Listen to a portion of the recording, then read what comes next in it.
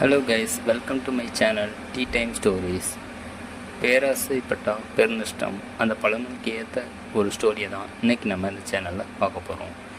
இந்த ஸ்டோரி உங்களுக்கு பிடிச்சிருந்தா லைக் பண்ணுங்கள், ஷேர் பண்ணுங்கள், சப்ஸ்கிரைப் பண்ணுங்கள். வாங்க ஸ்டோரிக்குள்ளே போகலாம். ஒரு பேராசை பிடிச்சவன் கடவுள்கிட்ட எனக்கு 1,00,000 ரூபா கொடுங்க, நான் ஒரு தேங்காய் உடைக்கிறேன்னு வேண்டுறான். கடவுளும் அந்த பேராசை பிடிச்சவன் முன்னாடி தோன்றி அவனுக்கு 1,00,000 ரூபாயை கொடுக்குறாங்க. உடனே இந்த பேராசை பிடிச்சவனும் இவ்வளோ ஈஸியாக இந்த பணம் கிடைக்கும்னு நினச்சிருந்தா நம்ம தேங்காய் உடைக்கிற வேண்டியிருக்க வேண்டாம் அப்படின்னு நினைக்கிறான். இருந்தாலும் கடவுளுக்கு பயந்துட்டு ஒரு தேங்காய் உடைச்சிடலாம் அப்படின்னு பக்கத்து கடையில் போய் தேங்காய் என்ன விலை அப்படின்னு கேட்குறான். அதுக்கு தேங்காய் கடைக்காரர் சொல்கிறாரு, தேங்காய் 5 ரூபா அப்படின்னு சொல்கிறான். உடனே பேராசை பிடிச்சவனும் இதை விட கம்மியான விலையில் தேங்காய் இல்லையா அப்படின்னு கேட்குறான். அதுக்கு அந்த கடைக்காரர் பக்கத்து ஊரில் போய் கேளுப்பான், அங்கே இதை விட கம்மியாக கிடைக்கும் அப்படின்னு சொல்கிறாரு. உடனே இந்த பேராசை பிடிச்சவனும் பக்கத்து ஊரில் போய் ஒரு கடையில் கேட்குறான், ஐயா தேங்காய் என்ன விலை அப்படின்னு. அதுக்கு கடைக்காரர் சொல்கிறாரு, தேங்காய் 3 ரூபாய் அப்படின்னு சொல்கிறாரு. உடனே இந்த பேராசை பிடிச்சவனும் இதை விட கம்மியான விலையில் தேங்காய் கிடைக்குமா அப்படின்னு கேட்குறான். உடனே பக்கத்து ஊருக்கு போனோன்னா அங்கே ஒரு மரம் இருக்கும், அதில் நீயா ஏறி தேங்காய் பறிச்சனா கீழே இருக்கிற ஆளுக்கு 1 ரூபா கொடுத்துட்டு அந்த தேங்காவை நீயே எடுத்துக்கலாம் அப்படின்னு சொல்கிறாரு. உடனே இவனும் பக்கத்து ஊருக்கு போய் அந்த மரத்தை பார்க்குறான். அந்த மரத்தோட அமைப்பு எப்படி இருக்குன்னா, ஒரு ஆற்று பக்கத்தில் சரியாக போய் ஆற்றுக்கு நடுவில் நேராக இருக்கிற மாதிரி அமைஞ்சிருக்கு. இவனும் கஷ்டப்பட்டு அந்த மரத்தில் ஏறி தேங்காவை பறிக்கிறான். ஆனால் கீழே ஆற்றுல தண்ணி அதிகமாக பெய்கிட்டு இருக்கு. மழை பெய்கிறதுனால இவனுக்கு ஸ்லிப்பாகி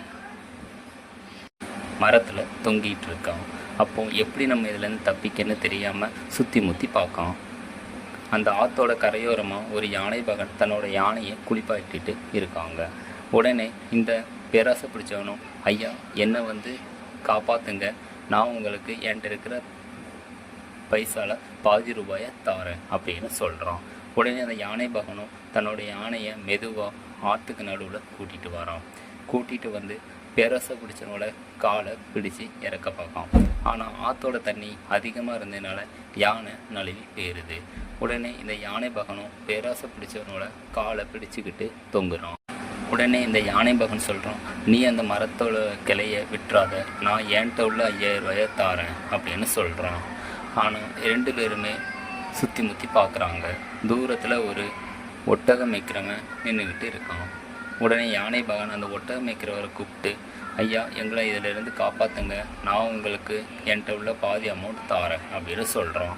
உடனே இந்த ஒட்டகம் மேய்க்கிறவனும் பணத்துக்கு ஆசைப்பட்டு அந்த ஆற்றுக்கு நடுவில் தன்னோட ஒட்டகத்தை கூட்டிகிட்டு வரான். அந்த 2 பேரையும் காப்பாற்றலான்னு நினைக்கும்போது அந்த ஒட்டகமும் அந்த ஆற்றோட தண்ணியில் அடிச்சிட்டு போயிடுது. உடனே 3 பேரும் அந்த மரத்தோட கிளையை பிடிச்சிட்டு தொங்குறாங்க. உடனே இந்த ஒட்டகம் மேய்க்கிறவன் சொல்கிறான், அந்த பேராசனை பிடிச்சவனை பார்த்து, நீ அந்த கிளையை விட்டுறாத, நான் என்கிட்ட உள்ள 10,000 ரூபாயை உனக்கு தாரேன் அப்படின்னு சொல்கிறான். அந்த பேராசை பிடிச்சவனும் அந்த மரக்கிளையை கெட்டியாக பிடிச்சிக்கிறான். உடனே அவன் மனக்கணக்கு போட்டு பார்க்கான், எவ்வளோ அமௌண்ட் அப்போ நமக்கு கிடைக்கும் அப்படின்னு.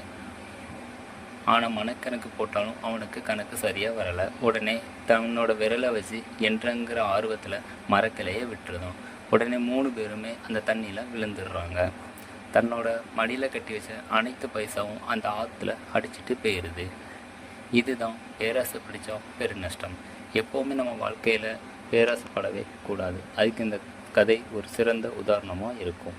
இந்த கதை உங்களுக்கு பிடிச்சிருந்தா லைக் பண்ணுங்கள், ஷேர் பண்ணுங்கள், சப்ஸ்கிரைப் பண்ணுங்கள். நம்ம யூடியூப் சேனலை தொடர்ந்து பாருங்கள்.